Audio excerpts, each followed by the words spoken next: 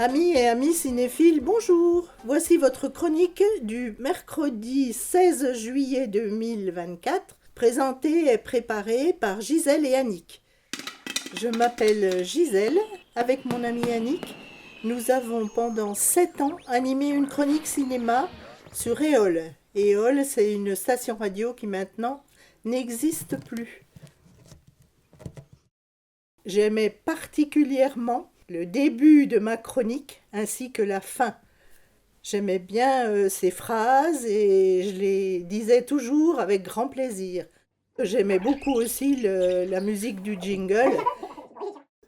Tout le monde n'avait pas Internet. Bon, bien sûr, il y avait les programmes. Mais bon, pour les petits villages à l'extérieur, ils venaient pas forcément chez les commerçants de Saulieu.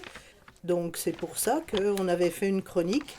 Et c'était des renseignements précieux pour tous les petits villages alentours et même pour Saulieu. Voilà, votre chronique est terminée. Rendez-vous mercredi prochain pour les actualités cinématographiques de la semaine. Et en attendant, éteignez vos télés et allez au ciné.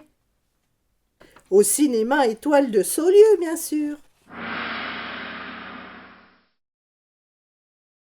J'ai décidé d'apprendre un métier manuel. Alors je me suis dirigé vers la cuisine. Après, je n'ai jamais quitté. Jusqu'à la retraite, j'ai été cuisinier.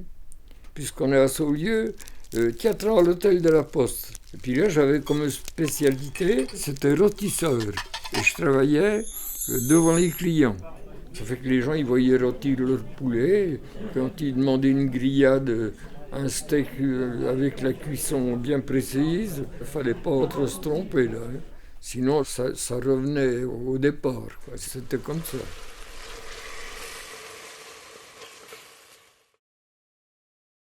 Mon nom c'est Michel, je suis né en Algérie le 22 février 1935.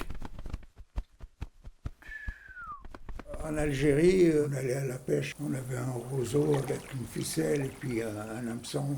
Et puis on allait à la chasse, j'avais une petite carabine 9 mm. Et là, il y a une anecdote qui m'est restée dans la tête, quoi. Je suis parti à la chasse et puis d'un coup, il y a un vol de perdrix qui s'est levé. Mais comme en face, il y avait une mechta, il y avait des gens qui buvaient le café ou le thé, quoi. Et il y avait un garde champêtre qui était là au milieu d'eux. Il est venu, il m'a demandé mon permis. À 14 ans, on n'a pas de permis de chasser. Alors le garde champêtre, il est parti à Réa, au village.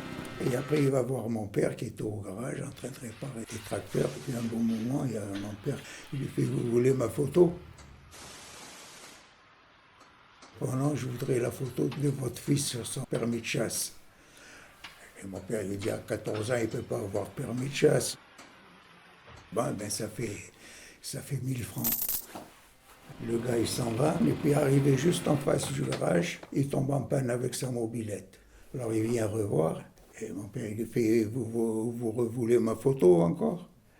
Et l'autre, il dit, non, il dit, je suis en panne avec ma mobilette, vous pouvez venir voir ce qui se passe. Il va, il lui répare. Et le garde champêtre lui demande, ça fait combien? Ben, il lui dit, ça fait 1000 francs.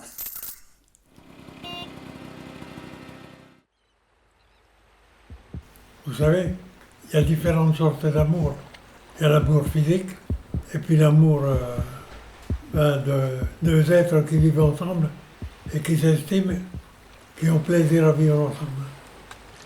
Lorsque je me suis retrouvé tout seul, après une vie commune, alors je vais vous avouer, sans honte, j'ai pleuré, je n'arrêtais pas de pleurer, je ne mangeais plus. Et il y a un moment, je me suis dit, il ne faut pas continuer comme ça. On arrête les pleurs et il faut vivre.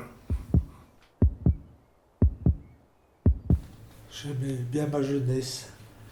J'étais coureur cycliste amateur. À côté de mon travail, j'aimais bien mon vélo le dimanche, jusqu'à 200 km en 5 heures de temps. Quand on aime, ça, mon vélo me manque beaucoup. Je m'appelle Denise, j'habite à Saulieu, je suis née à Saulieu. J'ai 80 ans, donc il y a très longtemps que j'allais à l'école. Il y avait l'école Gambetta pour les filles et l'école Monge pour les garçons. Les garçons, ils avaient une blouse grise et les filles, elles avaient ce qu'elles voulaient.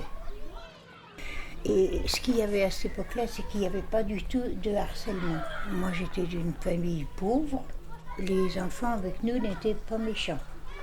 On allait faire du ski, c'était 2 € pour le week-end. Et c'était vraiment pas cher. Et tu sais où est la gendarmerie? Et c'était le pré juste derrière. Je te jure que le dimanche, tu aurais cru que tu étais dans une station de ski. Il y avait un monde. Ah, j'aime bien le matin. La chasse le matin, de bonne heure, jusqu'à 13h, posté, là ça me va.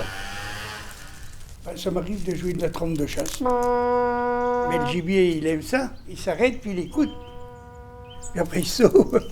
Je mène tout le temps ma trompe de chasse, moi, elle est tout le temps avec moi dans la chasse.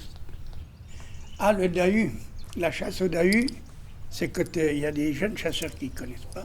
On leur dit que ce soir, on vous emmène à la chasse au dahu. Alors, on amène un sac et on lui dit, tu vas te mettre posté là, tu bouges pas. Et quand tu entends le dahu qui arrive, tu mets le sac. Et puis nous, on tape, on fait du bruit, et puis on le laisse, pendant des heures attendre. Puis il n'a jamais vu le dahu, quoi. C'est ça la chasse au dahu. La partie de chasse va bientôt être terminée. Alors la fin de chasse, c'est...